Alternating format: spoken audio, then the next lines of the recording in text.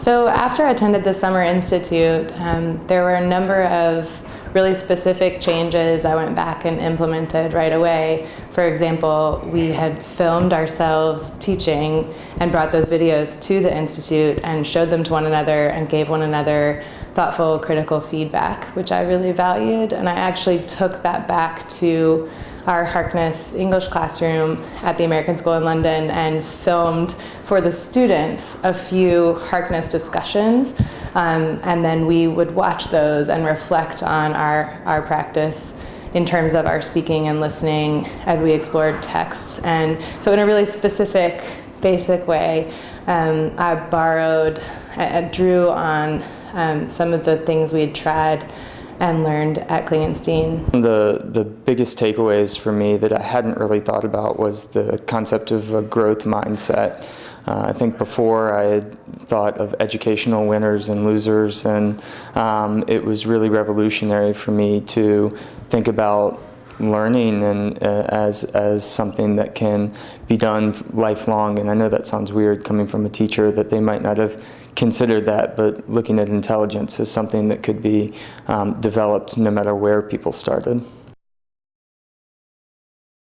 So after the Summer Institute, there were a number of changes I tried to implement at my school, the American School in London. The most significant one, I would say, is to do with our involvement in the Independent School Gender Project. I went back from the Institute really excited about the diversity work and wanting to be a more active part of it at my school. So I advocated for becoming a member of that group and started work with some colleagues and students and created a gender task force. And that's been a really vital and exciting part of the last few years. I think what I would do differently is really simple, and it's just loop back to the letter I'd written my head of school and then my early meeting with her after the Summer Institute. I wish I'd built in some of those structures as repeating structures. So, return to my letter and write reflections, say, every few months. Or, plan biannual meetings with the head of school, that kind of thing, just to check in and loop back.